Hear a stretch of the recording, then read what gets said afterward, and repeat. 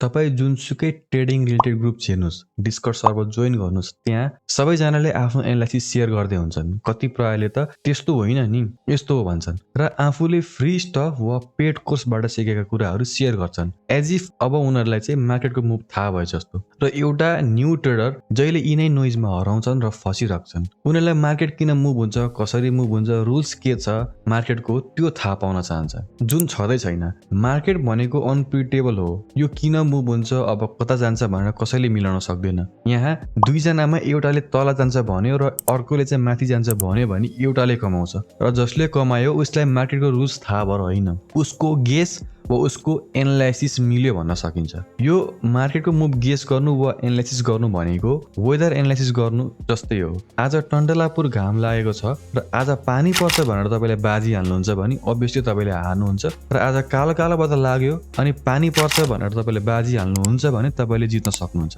त्यसरी नै मार्केटमा नि हामीले कस्तो हुँदा के हुन्छ भन्ने मात्र थाहा पाउनु पर्ने हो, विगतको डाटा वा इभेन्ट्सहरू हेरेर। घाम लाग्दा पानी पर्दैन र कालो बादल लाग्दा पानी पर्छ भनेर यो हामीले कसरी थाहा पाएको त? किनकि जहिले यस्तै हुन्छ, पास्टमा यस्तै भएको छ। त्यसरी नै मार्केटमा नि हामीले कुनै प्याटर्न कतिको रिपिट हुन्छ, कुन बेला रिपिट हुन्छ, कहाँ हुन्छ, कुन सेसनमा हुन्छ, त्यो हामीले पत्ता लगाउनु पर्छ।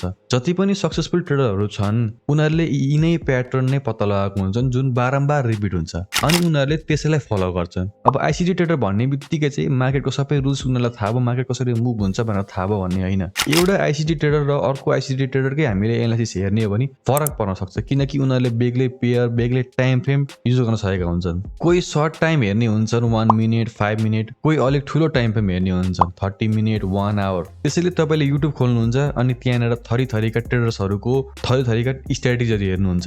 कसैले 1 मिनटमा गरेर देखाउँछन्, कसैले 1 आवरको देखाउँछन्, अनि तपाईँ कन्फ्युज बनिनुहुन्छ। त्यसैले म के भन्छु भने आइसिटी एसएमसी को बेसिक सिक्नुस् अनि चार्टमा प्याटर्नहरू हेर्नुहोस्, के रिपिट हुन्छ ओभर टाइम, कुन टाइममा रिपिट हुन्छ त्यो पनि हेर्नुहोस्, अनि त्यसलाई मजाले 3-4 महिना ब्याक टेस्ट गर्नुहोस्। हामीले मार्केट कसरी मुभ हुन्छ त्यसको रुल्स सिक्न सक्दैनौँ, किनकि त्यस्तो रुल्स नै छैन। आइसिडीले एल्गोरिथम भने नि यहाँ हामीले पास्टमा भएको घटना फेरि घट्न सक्छ भनेर ट्रेड लिने हो। असली टेक्निकल एनालिसिसको मिनिङ नै त्यही हो। तपाईँले गुगलमा गएर हेर्न सक्नुहुन्छ टेक्निकल एनालिसिसको मिनिङ के हो भनेर। अब कुरा आउँछ, यदि प्याटर्न आफैले खोज्न सकेन भने अरूले अलरेडी बनाएको सिस्टम वा प्याटर्न सिकेर ट्रेड लिने, त्यो अब कसैले फ्रीमा सिकाउँदैन, किनकि जसले त्यो प्याटर्न पत्ता लगाएको छ उसले धेरै गुमाएर बल्ल त्यतिको प्रोफिटेबल सिस्टम बनाएको हुन्छ। र यदि तपाईँले बिना मेहनत अरूको सिस्टम वा प्याटर्न सिक्न चाहनुहुन्छ भने तपाईँले पे गर्नै पर्छ। तपाईँले मैले मेरै सिस्टम सिकाए भइहाल्यो नि भन्नुहुन्छ होला। मैले मेरो सिस्टम के हो, म के प्याटर्न हेर्छु,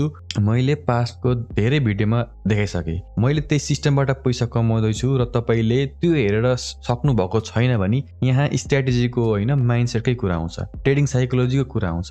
मैले कसैलाई पर्सनल्ली गाइड गर्न सक्दिनँ। यी कुराहरू भनेको तपाईँले आफैले इम्प्लिमेन्ट गर्नुपर्छ। भिडियोलाई हेरेर, रिपिट गरेर हेरेर, भिडियोमा कसरी ट्रेड गरे तपाईँले गएर चार्टमा हेरेर त्यसरी सिक्ने हो। त्यसैले आजदेखि मार्केटको रुल्स के हो त्यो सिक्न, त्यो फर्मुला खोज्न छोडिदिनुहोस्। मार्केटमा के रिपिट हुन्छ बारम्बार त्यो पत्ता लगाउनुहोस्, रिस्क म्यानेजमेन्ट फलो गर्नुहोस्, आफूले दिनमा कतिवटा ट्रेड लिने लिमिट राख्नुहोस्। त्यति गरेर नि यदि रिजल्ट देखिएन भने अनि बल्ल भन्नुहोस् कि मेरो स्ट्रेटेजीले काम गरेन।